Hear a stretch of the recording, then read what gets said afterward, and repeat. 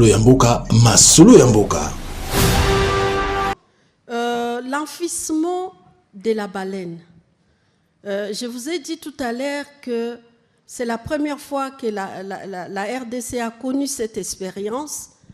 D'abord, nous n'avions pas assez d'équipements pour garder la baleine. Et je vous dis, la baleine,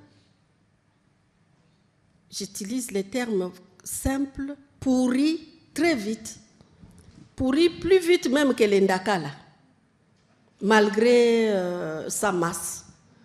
Et donc, on ne pouvait pas garder cet animal sans conséquences sur la santé humaine des communautés de Mwanda. Parce que déjà, aussitôt, elle a arrêté de respirer. Quelques temps après, on a commencé à sentir les odeurs. Et je vous dis, dans la baleine, il y a des gaz toxiques, au point que si vous ne gérez pas bien les restes de la baleine, ça peut vous provoquer des dégâts énormes. Nous sommes un pays où nous avons déjà des problèmes d'Ebola. Nous ne pouvions pas prendre ces risques-là, surtout que nous n'avions pas de matériel pour directement agir sur l'animal et trouver des solutions. L'unique solution durable, salubre, c'était l'enfouissement. Et c'est comme ça que j'ai dû coordonner moi-même pour être sûr que l'enfouissement a respecté les normes, parce qu'il y a la profondeur du trou qu'il faut observer, il faut la grandeur du trou, il fallait respecter tout ça et être sûr qu'après enfouissement, aucun Congolais ne va s'approcher pour aller chercher à couper les morceaux, quelle que soit la fin. Et donc, j'ai veillé moi-même personnellement à cela. En ce qui concerne si le gouvernement n'avait pas pris cette responsabilité d'agir de cette manière, vous seriez les premiers à dire ils ont été négligents, maintenant il y a des gens qui souffrent. Le gouvernement a pris la responsabilité d'agir pour préserver la santé de la population. Il y a toujours des critiques. C'est tout à fait normal. Je trouve que c'est tout à fait normal, mais il faut laisser le gouvernement agir dans le sens de l'intérêt général. Et là, nous avons mis en avant l'intérêt général. En ce qui concerne le code forestier, le code forestier est en préparation. Il n'est pas encore fini. Vous êtes pressés, pourquoi? Il faut attendre que les discussions se terminent. Et je vous dis, dans le processus d'élaboration de la politique forestière comme du code forestier, le processus est laborieux.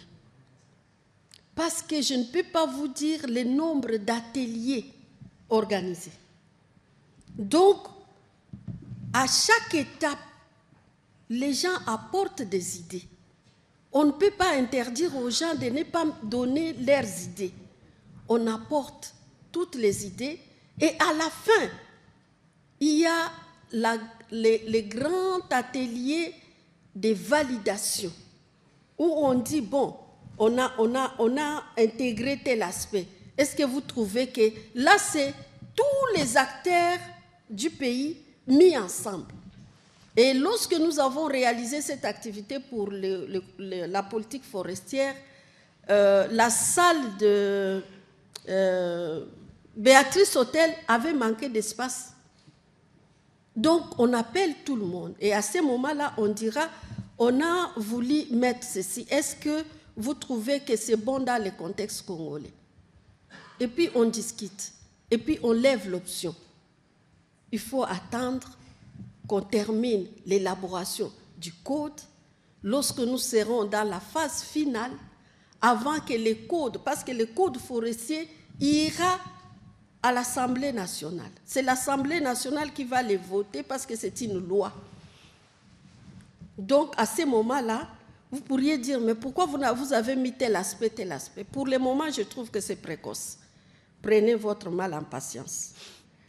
Donc, la dernière question, c'est que je mets l'accent sur les forêts et non sur l'environnement. Non, nous travaillons sur tous les aspects.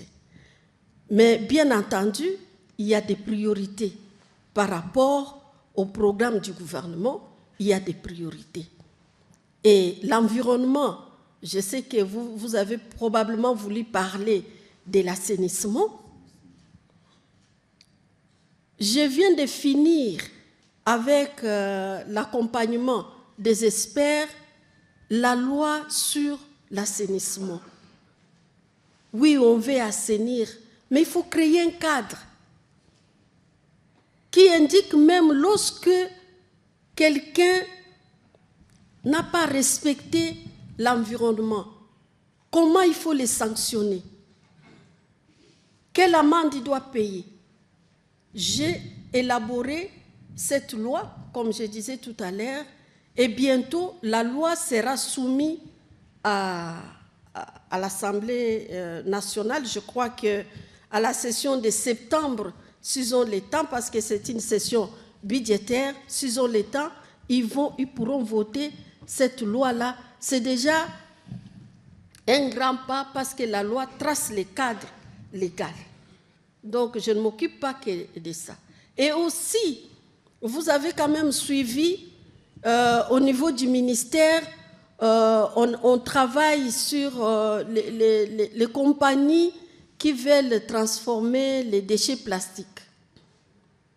J'accorde toutes les facilités à toutes ces compagnies-là. Je n'ai pas besoin de les énumérer. Par exemple, là, je viens de reconduire le contrat qu'on a avec Okeplast pour qu'ils puissent poursuivre le travail, parce que nous estimons que tant soit peu, il aide à assainir l'environnement de Kinshasa. Il y a d'autres sociétés qui sont en cours pour lesquelles nous avons aussi accordé des facilités. Je crois que d'ici la fin de l'année, surtout l'année prochaine, on pourra avoir plusieurs investisseurs dans ce secteur et ça pourra, tant soit peu, régler les problèmes des déchets plastiques qui, par ailleurs, posent énormément de problèmes au niveau de nos cours d'eau, parce que les déchets plastiques qui coulent de nos rivières jusqu'à l'exutoire qui est le fleuve Congo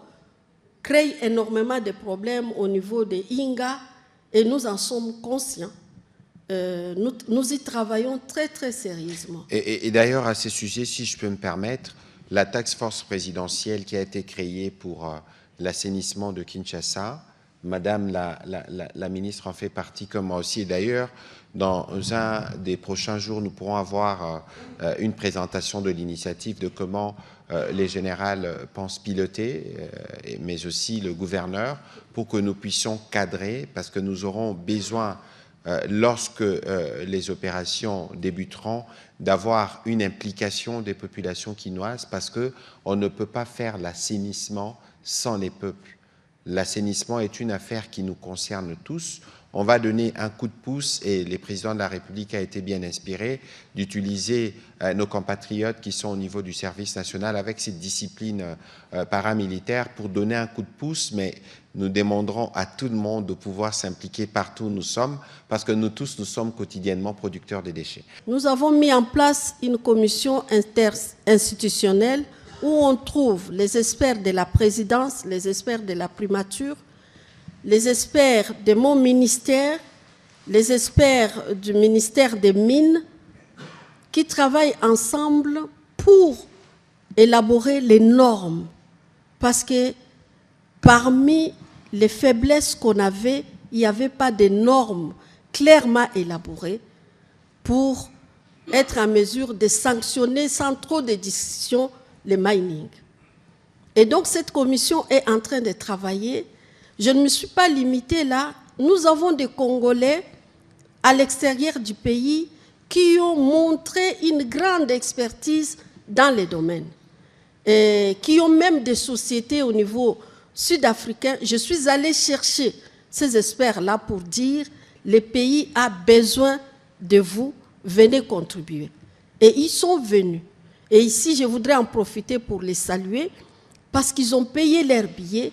Ils sont venus en séjour à Kinshasa pour travailler avec cette commission interinstitutionnelle. Et dans les jours qui viennent, la Première ministre prendra un décret sur les normes. Et ces normes-là ne vont pas être seulement des normes de la RDC, c'est des normes qui sont au niveau international aussi. Donc, ce travail est en train de se faire. En attendant, nous avons des missions qui continuent à faire le travail sur terrain. Et lorsqu'on constate que vous avez pollué, la loi dit vous payez. Et nous avons pu travailler avec la collaboration d'un laboratoire, que je ne vais pas citer les noms ici. Et ce travail-là permet de faire payer des amendes au mining qui pollue. Et je pense que c'est un travail que nous pourrions publier parce que les résultats partiels montrent qu'aucun mining ne respecte les normes. C'est inadmissible. Les jours qui viennent, ça ne pourra plus être le cas parce que nous allons veiller au respect des normes par tous. En ce qui concerne les tourbières, c'est un écosystème très important, surtout maintenant que nous cherchons à développer les marchés carbone. Les tourbières séquestrent 4 fois ce que séquestrent les forêts. Et donc, la RDC a 75% des tourbières du bassin du Congo. C'est une ressource très importante parce qu'avec les marchés carbone, nous irons chercher de l'argent pour financer notre développement. Et donc, nous prenons soin de nos tourbières. Et d'ailleurs, dans cette salle, il y a un expert dans ce domaine-là qui est dans mon cabinet, Emmanuel Tassot, qui a travaillé pendant longtemps sur des tourbières et avec qui on développe des stratégies pour protéger nos tourbières, non seulement les protéger, mais faire en sorte que les pays ramènent de l'argent, les ressources forestières à partir des marchés carbone que nous sommes en train de construire. Et donc, d'ici là, vous allez voir les résultats de cela. En ce qui concerne l'ICSN, je crois que nous devons avoir aussi la mesure, lorsque nous parlons des insuffisances, c'est un phénomène que les pays viennent de connaître. Et c'est un phénomène qui est tout à fait normal de par la nature des baleines. Je vous ai dit ici que dans sa nature telle que Dieu l'a créée, la baleine se perd très souvent. Mais c'est la première fois que ça nous arrive. Donc, tant qu'on n'avait pas connu ce phénomène, c'est tout à fait normal que les gens ne soient pas suffisamment équipés pour ça. Mais maintenant qu'on sait que les baleines peuvent venir échouer là, nous allons prendre des dispositions pour que prochainement, lorsqu'il y aura un cas comme ça, il y aura un matériel qui aidera d'abord la baleine à rentrer dans l'eau, parce que quand il échoue comme ça, si vous le poussez, il rentre dans l'eau, il peut encore continuer à nager et faire son chemin. Mais nous allons donc travailler pour équiper ICSN. Au-delà de l'ICSN, c'est une question qui touche au ministère de la pêche. Parce que c'est là qu'il y a des experts sur les comportements des poissons en général et des poissons un peu spécial comme la baleine. Et donc, c'est un travail que nous allons faire ensemble pour avoir des équipements et davantage renforcer les capacités de notre administration, y compris l'ICSN, dans la prise en charge de ce genre de problèmes. Merci, Excellence. Ma question s'adresse à Madame la ministre de l'Environnement. Madame, je reviens encore sur le problème de la baleine. Dans votre communiqué du 3 juillet, vous avez dit que vous avez demandé à la population de ne pas s'approcher du cétacé et qu'il y aurait des analyses scientifiques qui devraient se faire pour qu'on puisse déterminer la cause exacte de sa mort. Est-ce que ces analyses ont commencé, est-ce qu'on a commencé à faire ces analyses scientifiques et quand est-ce qu'on pourrait avoir ces résultats? Et encore une autre question sur l'environnement aussi. Vous parlez des parcs. Vous avez parlé du parc de Virunga. Et vous allez être d'accord avec moi qu'aujourd'hui, le parc de Virunga a subi beaucoup de secousses avec la rébellion et tout ce qu'il y a eu comme exaction de l'agression rwandaise de l'autre côté. Qu'est-ce qui nous reste encore comme richesse dans cet environnement-là qui pourrait nous profiter? Parce qu'on a vu des animaux qui sont partis, et il y a d'ailleurs ici, on a toute une famille qui s'occupe, qui a pris des bonobos, et on a des bonobos d'ailleurs qui sont dans cette famille qui est même une famille des expatriés, et aujourd'hui ça devient un endroit touristique. Donc les bonobos sont ici. Qu'est-ce qui nous reste encore de cette parc? Et je parlerai une dernière question sur l'eau, puisque vous avez parlé de l'eau. Il y a le lac Kivu qui dégage le gaz butane. Mais nous constatons que cette matière est plus exploitée par l'autre partie, c'est-à-dire le Rwanda. Est-ce que nous avons encore quelque chose de bénéfice à tirer de cette partie-là, de cette partie hydrique qui est à nous? D'abord, le lac Kivu. Ce sont les 3 questions que j'avais. Merci. Alors, les analyses scientifiques. Effectivement, lorsque j'ai fait élaborer ces communiqués-là, j'étais en Belgique et je me disais que les scientifiques pouvaient aller sur place très rapidement, faire des prélèvements et procéder aux analyses. Malheureusement, il s'est fait que les scientifiques spécialistes de cette question étaient en mission. Parce que ce n'est pas n'importe qui aborde n'importe quelle problématique. Donc, il y a d'abord très peu qui sont spécialistes des baleines. Il y en a juste 2 pour l'ensemble de la République et ils n'étaient pas au pays. C'est pourquoi d'ailleurs certains phénomènes qui arrivent, on dit à quelque chose malheur est bon. Je pense que désormais, certains Congolais pourront s'intéresser à ces secteurs-là. Et donc nous étions butés parce que moi je ne pouvais pas me rendre compte qu'on n'avait pas assez de spécialistes dans les domaines. Et donc, lorsqu'on s'est rendu compte qu'on n'avait pas de spécialistes pour faire immédiatement une descente et faire des prélèvements avant que les poissons commencent à dégager des odeurs, et c'est des odeurs insupportables. Vous pouvez questionner la population de Mwanda, elle vous dira. Mais cela n'est pas totalement exclu. Parce que tel que l'enfouissement s'est opéré, après un délai donné, lorsque la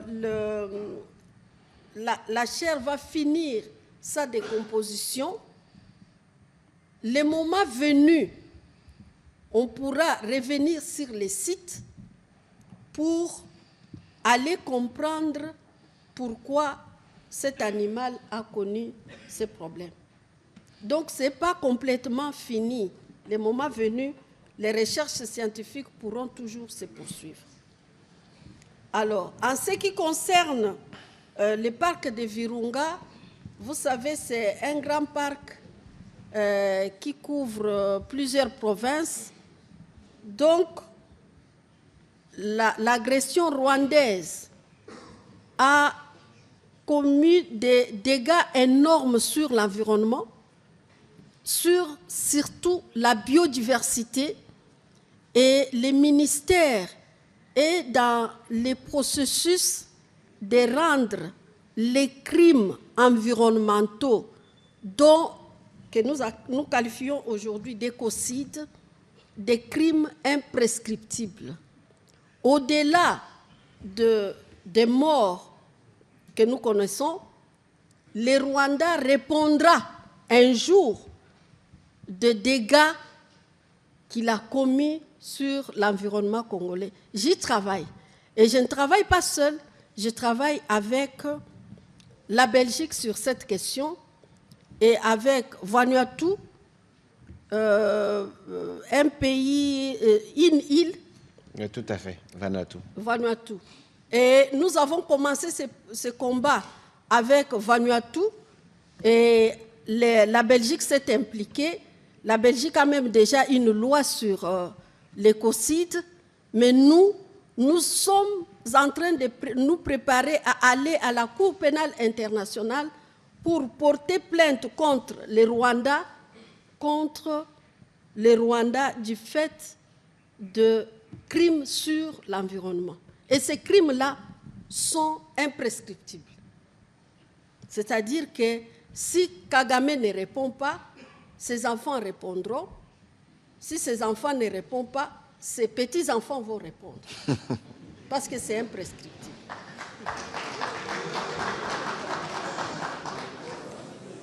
Alors, en ce qui concerne, mais l'espace a encore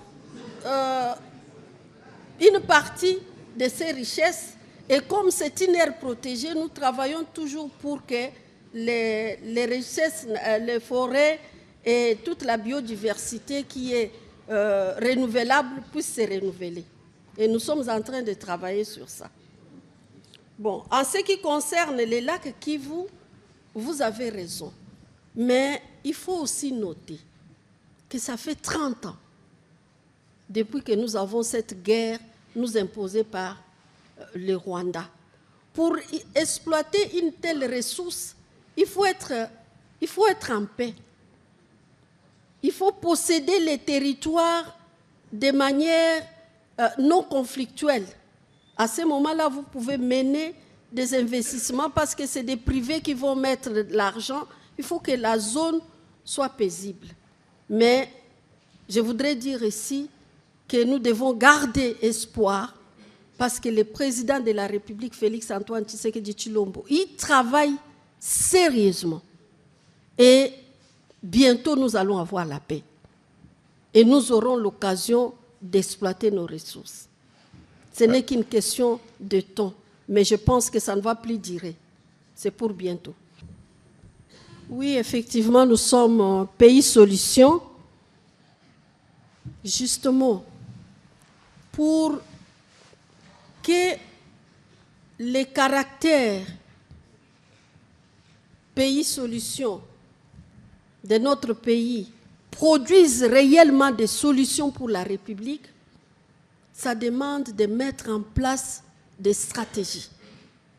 Nous avons des ressources forestières qui sont estimées, selon la Banque mondiale, en 2022, à 230 000 milliards de dollars. Ce n'est pas moi, c'est la Banque mondiale. Mais comment faire pour que vous alliez chercher cet argent? Il fallait mettre en place une stratégie. Aussitôt arrivé, j'ai élaboré une stratégie de valorisation, certification, monétisation des ressources forestières. Et pour ce faire, il faut que la RDC ait son registre carbone souverain, d'une part, et d'autre part, développer un dispositif MRV pour que nous puissions alimenter. MRV, c'est un dispositif. M, c'est mesure. V, vérifiable.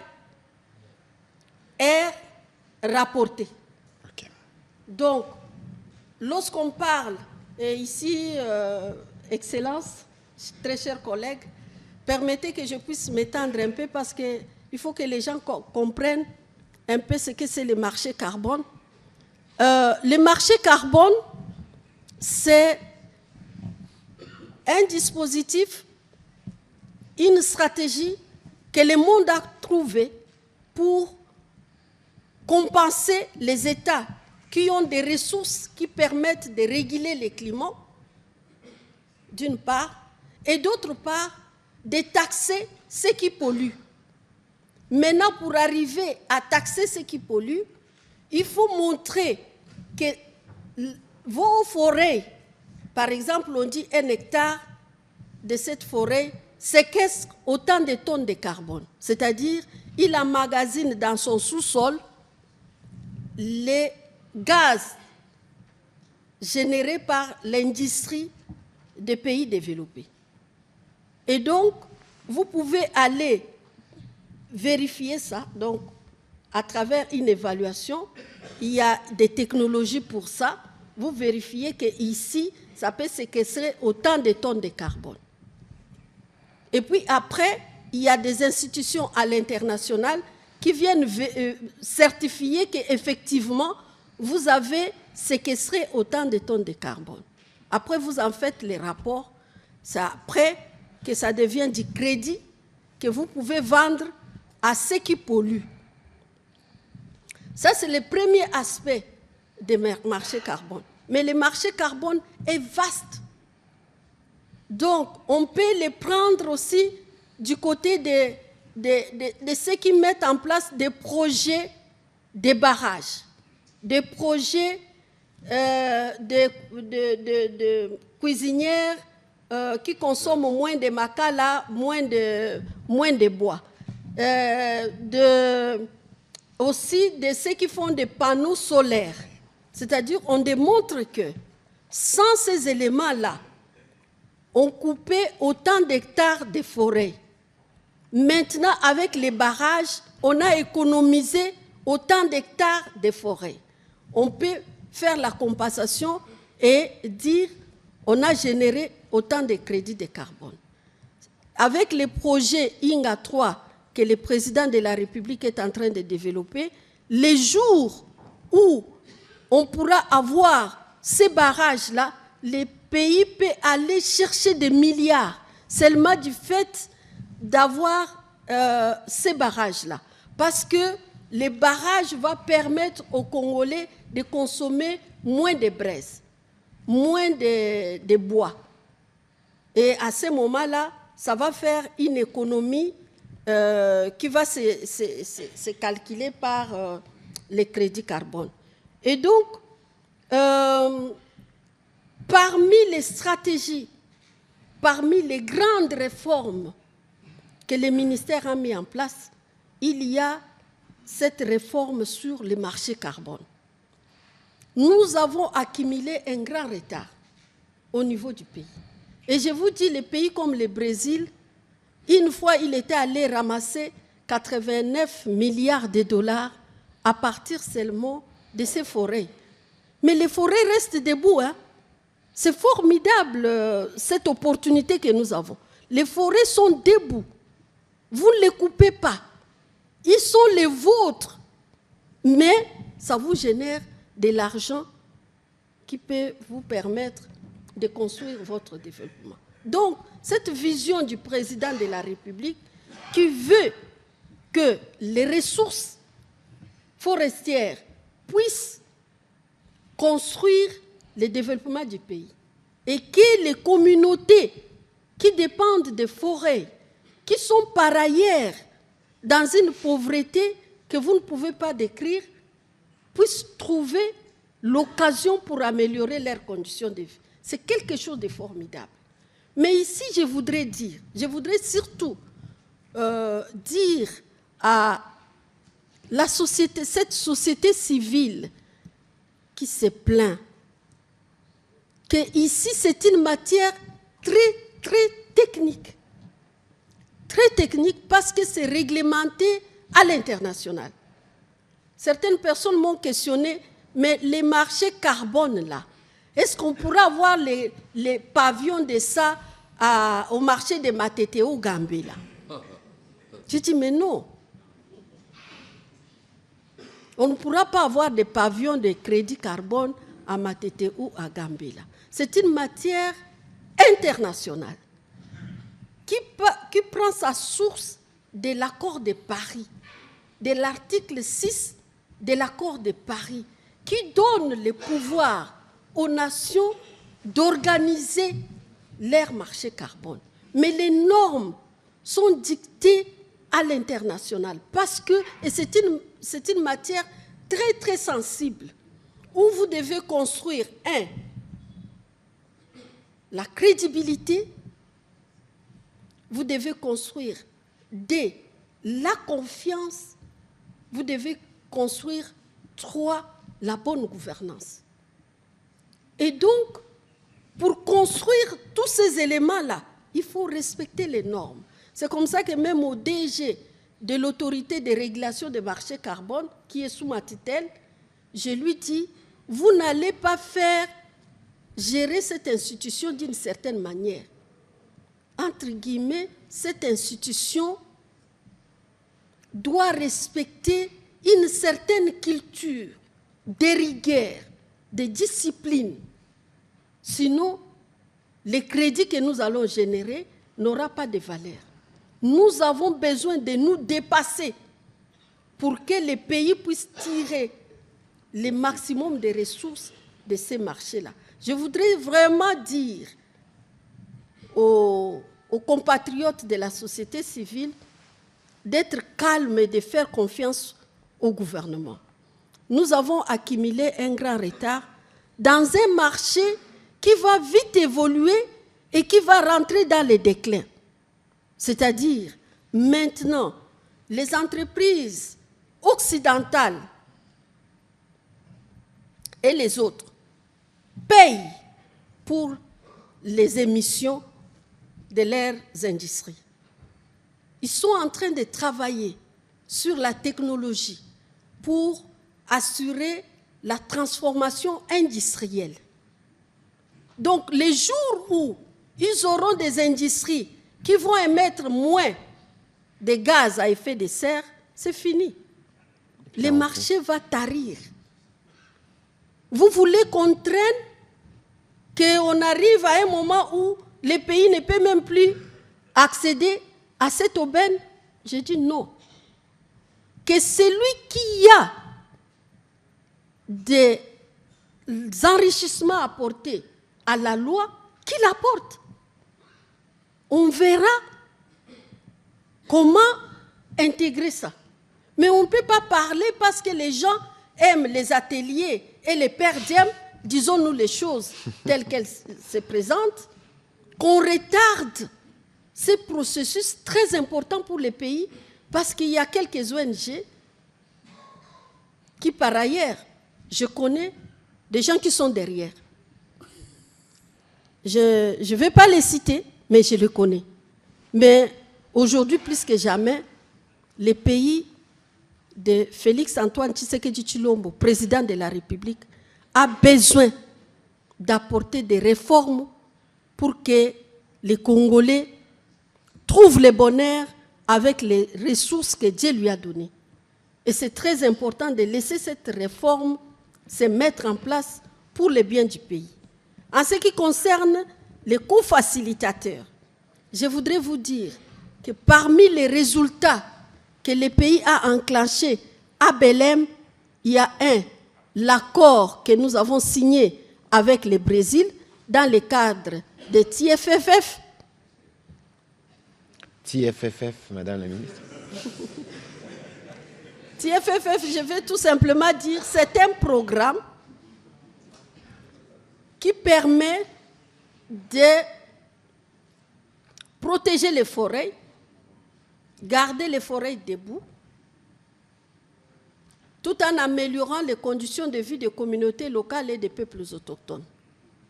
Nous avons adhéré à cette initiative-là et nous avons signé un accord avec le Brésil.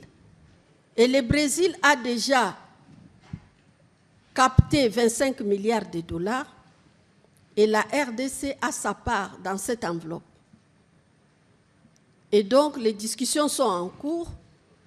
On est en train de mettre en place la gouvernance de tout ceci, de sorte que d'ici 2028, l'argent pourra commencer à atterrir dans les pays concernés parce que nous sommes l'un des pays majeurs dans cette initiative-là, à cause des ressources forestières que nous avons. Le deuxième résultat, c'était la récupération de notre leadership à travers la co-facilitation du partenariat des forêts pour les bassins du Congo. C'est la première fois, depuis que les bassins du Congo existent, depuis que ces partenariats existent, pour la première fois, les pays vont avoir la co-facilitation. Quand on dit co-facilitation, c'est-à-dire on est à deux. Donc, dans cette architecture, il y a toujours un pays du Sud et un pays du Nord. Nous avons récupéré les pouvoirs qui étaient entre les mains des Gabonais et la France doit maintenant passer la main à un autre pays, probablement ça sera l'Allemagne, l'Angleterre, la Belgique, les pays que vous connaissez là. On attend que la France passe la main. Mais en attendant, nous allons construire notre plan de travail, qui est déjà même presque fini.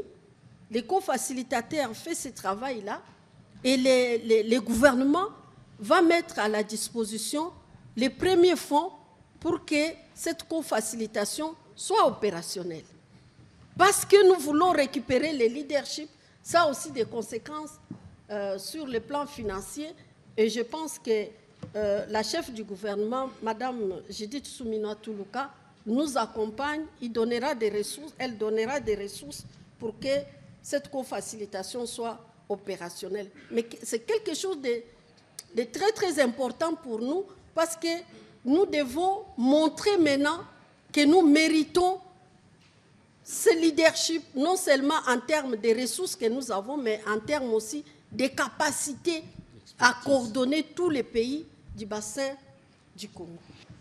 Le couloir vers Kivu-Kinshasa va apporter un grand changement. Les changements sur le plan économique. Et vous savez, lorsque l'économie se développe, le social vient avec. Le couloir vert va permettre de construire les routes de l'Est à l'Ouest. Et le programme est en cours. La construction de ces routes-là est en cours. On va aménager les ports parce qu'on pourra partir de l'Est jusqu'à Kisangani par route. Et à partir de Kisangani, on va aménager des ports au vrai sens du mot, c'est-à-dire des ports vraiment avec des bétons, des grilles, jusqu'à Kinshasa. Et donc, ça va créer des emplois et ça va donner des revenus aux ménages qui sont dans cet espace-là.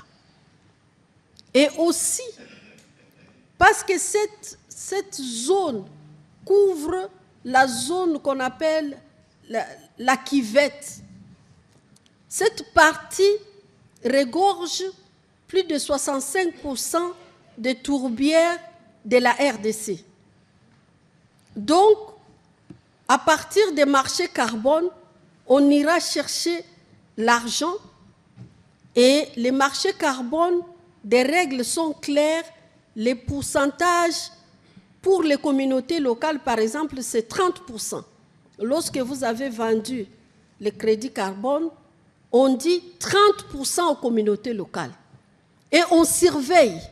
Si la première année, vous n'avez pas donné les 30%, vous n'avez pas réalisé des projets communautaires pour ces communautés-là, votre crédit ne sera plus crédible. Donc ça signifie que dans cet espace, on va développer l'agriculture, l'agro-agriculture, on va développer, je voulais dire l'agroforesterie, et on va développer des activités économiques, mais qui ne vont pas émettre des gaz à effet de serre comme ça se passe ailleurs. On va développer une économie verte. Et ça va permettre aux communautés de se retrouver.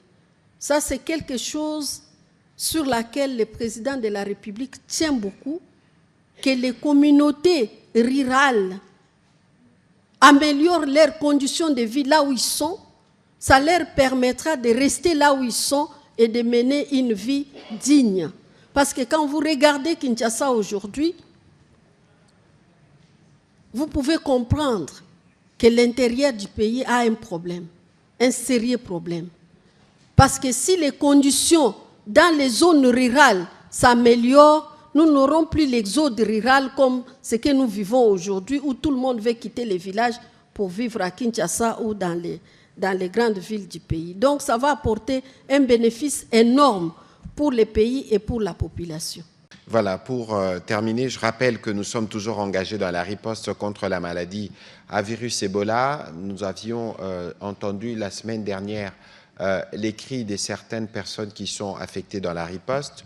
Les gouverneurs militaires les a réunis avec l'incident manager. Je crois que les préoccupations ont été prises en charge et dans les heures qui viennent, le ministre de la Santé s'y rendra sur place pour s'assurer justement du bon déroulement de toutes les activités de la riposte. Parallèlement, il y avait du bruit à Kinshasa des syndicats qui menaçaient de faire une grève. Je pense que le ministre de la Santé a tout à l'heure terminé une réunion.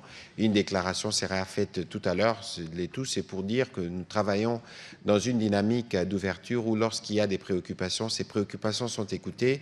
Mais il ne faut pas oublier que nous avons tous une urgence collective, y compris avec vous, professionnels de médias, de travailler ensemble pour mettre fin au virus qui circule. Et j'espère que régulièrement, vous vous abreuvez à la bonne source, celle du ministère de la Communication et des Médias ou de la Santé qui donne régulièrement les chiffres de la maladie, comment elle évolue. Nous avons 253 personnes guéries.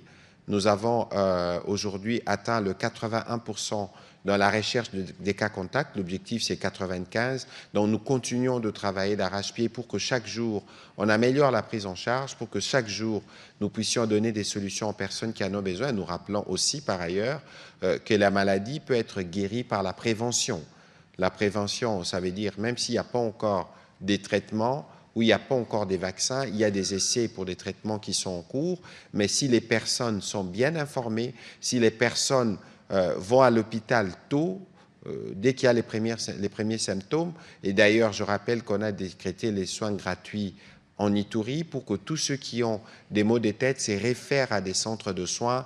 La prise en charge, elle est faite, elle est gratuite pour nous assurer que nous avons assuré, nous tous, la protection de nos différentes communautés. Nous reviendrons. Nous pourrons avoir évidemment un exercice de redevabilité bientôt avec le ministre d'État, ministre de la Justice. Nous reviendrons sur les dépôts de notre requête à la Cour internationale de justice pour tous les crimes commis par le Rwanda de 1996 à nos jours. Et vous voyez que dans ces dynamiques de front judiciaire du côté du ministère de l'Environnement, on travaille aussi pour la reconnaissance des écocides et de ces points de vue, nous ne nous laisserons pas du tout convaincre du contraire de la pertinence de la démarche. Vous suivez sûrement aussi la situation sécuritaire dans les hauts plateaux, où le Rwanda excelle avec des tirs des drones à partir de son territoire, c'est encore une nouvelle fois la preuve de la mauvaise foi pour ne pas avancer dans les processus qui est prévu, le processus de paix, mais nos forces armées sont bien mobilisées et de ces points de vue, je voudrais aussi attirer l'attention des uns et des autres sur la nécessité d'avoir évidemment des précautions avant de relayer tout ce que vous voyez sur les réseaux sociaux, parce que parfois ça procède de la manipulation de l'ennemi et que de manière régulière, nous vous ferons le point de la situation, comment elle évolue, y compris de comment les choses évoluent sur terrain. Merci donc de votre participation, Madame la Ministre. Merci aux uns aux autres de nous avoir suivis et donc nous restons toujours derrière le Président de la République dans la grande œuvre de la reconstruction de notre cher et beau pays. Bonne soirée chez vous.